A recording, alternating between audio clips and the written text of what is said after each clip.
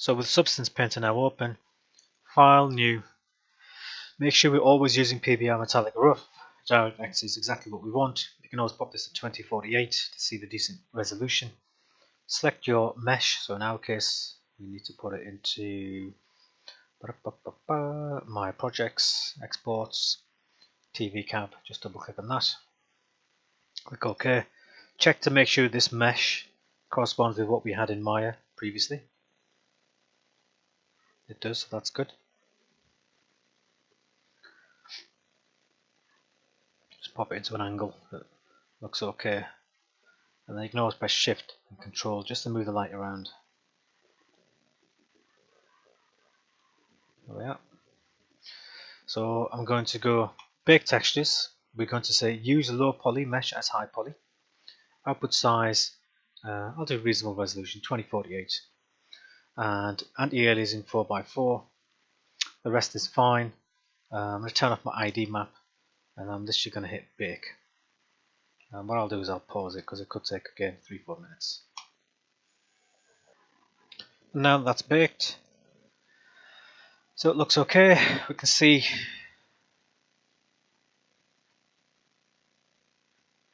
okay, let's just confirm. I think we're missing something here. Oh no, there we are. That's alright. Just making sure that internal bit's there present. That big cube, which it is, that's a good sign.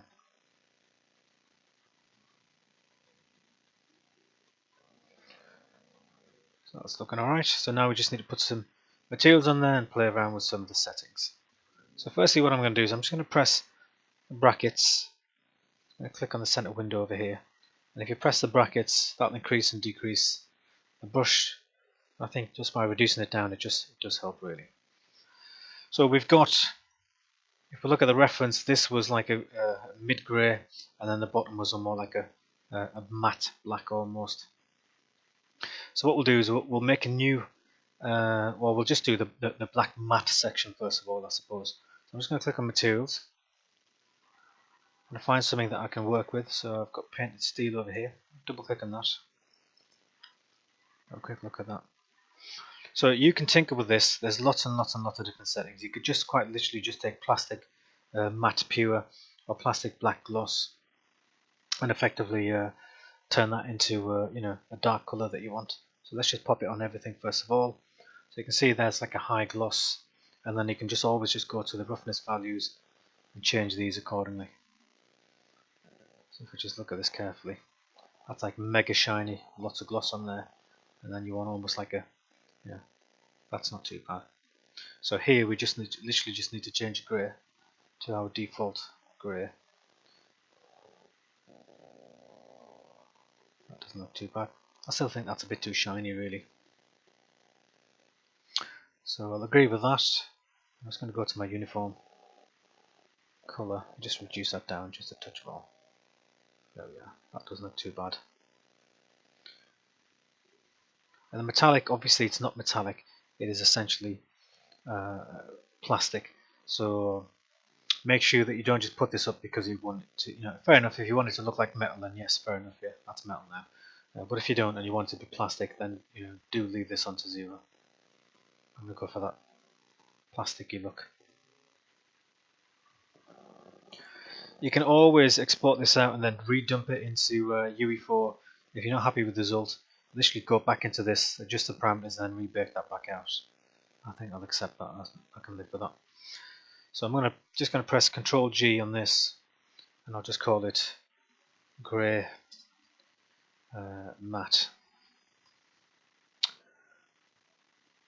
I'll call it grey matte.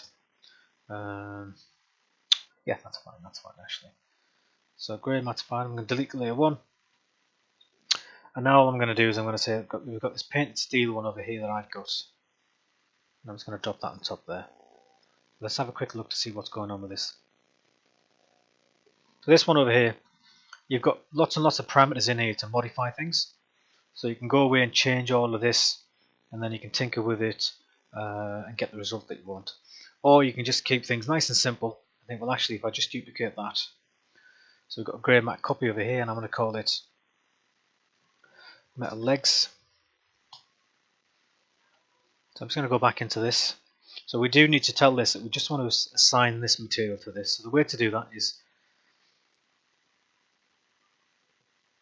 right click, add black mask, click on our option over here, which is polyfill, go to mesh fill, and then just select that particular component. Just do a drag select there. The reason we have done it, the reason why it hasn't changed is because our color is still matte grey. So we need to modify that so we can see the result. So let's just put this to like a dark black. And now you can see now the difference between the two. So we've got our metal legs there, and we've got our grey matte. And that will do, so that doesn't look too bad. We can certainly work with that. So let's now pop this into UE4. I've just made an extremely simple room, just for argument's sake. Feel free to pop it into any room you want. I'll explain exactly how to go about making a room structure within one of the next tutorials, but for the time being I'll just utilize this one. So I'm going to save this, and we're going to call this TV underscore cab. Just hit save. So we want to export this out. I'm going to export textures. Need to find out where I'm going to export it to, so I'll just utilize what I did previously.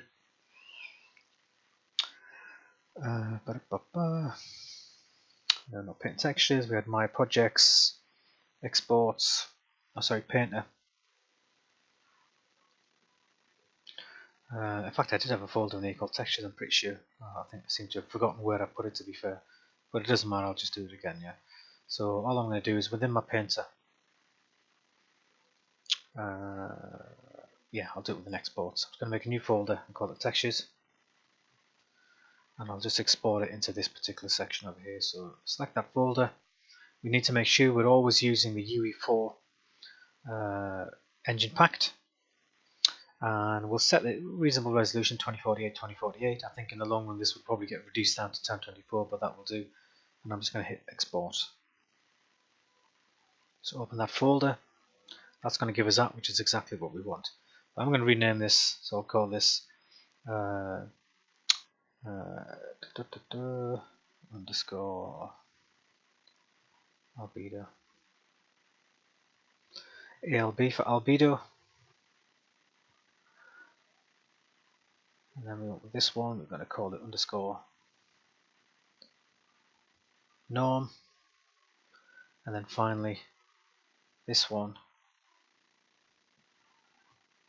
underscore RGB. So those are good. So remember how I said that the export setting is slightly different when you want to put this into UE4. So with this particular one, I'm going to go File, Export Selection, and I've got a project folder exports. I'll just call it SM underscore TV underscore cab, and make sure the smoothing groups is on, smooth mesh and triangulates on, and just hit export selection. It's saying it already exists, so at some point it must have already exported it, but that's fine. I'm just going to overwrite that particular one. So now I'll open UE4 and then we'll bring the asset in. So I've just made this extremely simple room, and again I'll talk more about this later on. You can't just literally just dump it into any old UE4 scene. We are just trying to get an idea of what the thing looks like really at this stage. So let's just import the asset in. I'm going to add the mesh first of all. So note I've got a folder structure called meshes in there. Try and keep things relatively clean. Just got to make sure. It might be worthwhile in the long run possibly thinking about keeping your mesh and textures in the folder from a folder perspective roughly in the same place, because then it just means that, you know, if you do a list by file name, you've got everything together in one fell swoop. Something to consider anyway, I suppose. Right then, so I'll import it in, and we've got to bring in my projects, exports, TV cab. I'm going to agree with the defaults. You don't need to worry too much about bringing a material in. In fact, we won't. Just hit import all. So I'm just going to bring that there, pop it in there, press E to rotate this thing around. That's at 90 degrees. And again, just move to an angle so you can see things. And just move this to where we want it to be. obviously intersecting the wall at the moment. Let's just sort that out. There we are. Nice gap between the wall and that. So we have done this on real world scale as well, just remember that. So that's good. I'm just going to hit save all. I'm going to go into materials. I'm going to make a new material. Right click, new material. All this. Just thinking about the naming conventions here. I'll talk more about that in the lecture. For argument's sake, we'll just keep it nice and simple. So I'll just call it TV_cab. Okay, quick save all on that. I'm going to go to my textures and just add our textures in here. So right click, import, and let's just go to our painter. That was how that one there. Textures. Select them three. So don't forget the thing we do need to do here with the RGB one is make sure sRGB is turned off. So I've just turned that off by clicking on that, and then make sure you press save. That's good to go. We can hit save all at this point. So we need to go back into our material, our new material, and just add our textures onto that new material. So I'm going to select those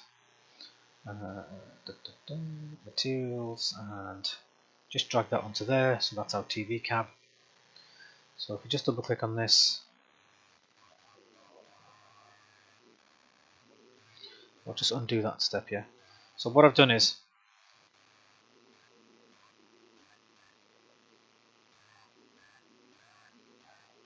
often what happens is you can get thrown once you zoom in from Maya to this, and then suddenly you tend to use your keys that you set for Maya. So if I press T and just click here, it should have brought all three of them in there, but never mind, I'll have to do it again. So what you can do is you can just go to your materials. Normally if you have them selected and press T, it should bring them in there, but you must have deselected them at some point, not necessarily a problem. I'll just drag them in again. So there we are. So we know now this is our albedo, goes into our base color. This is our norm map, so that's going to go into there. We've got our RGB texture. So if I remember rightly, it's I can't remember rightly, so we're going to have to go back into this, and that'll tell me.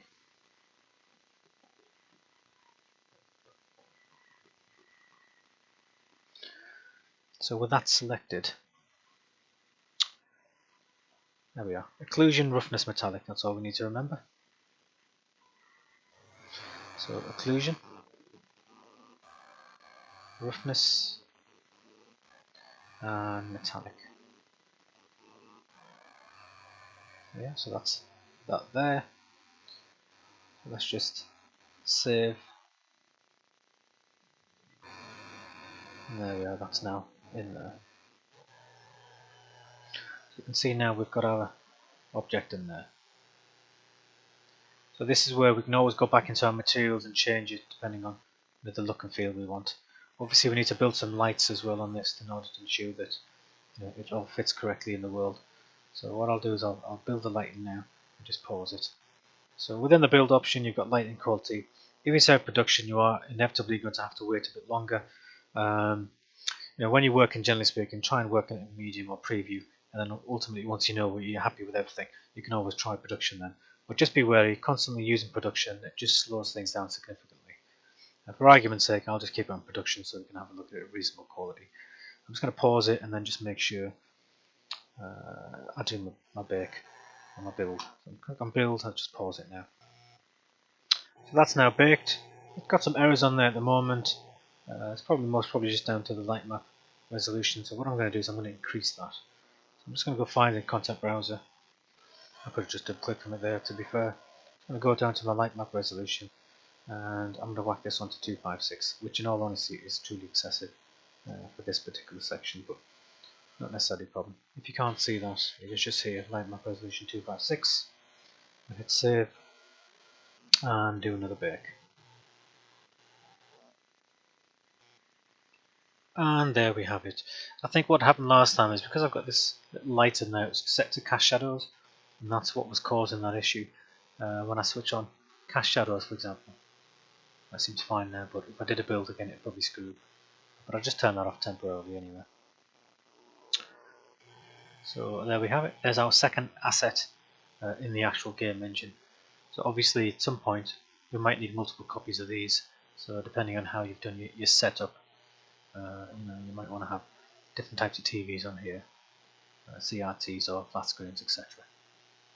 So that's essentially the second asset we've made now in the engine, and now we are going to focus on the third tutorial, which is going to be building a room such as this or something just as simple, and thinking about how to assign textures, how to control the texel rate of those textures, how to create windows and whatnot. And then after that, it's simply a matter of rinse and repeat in terms of creating assets and obviously understanding UV4 and lighting in general.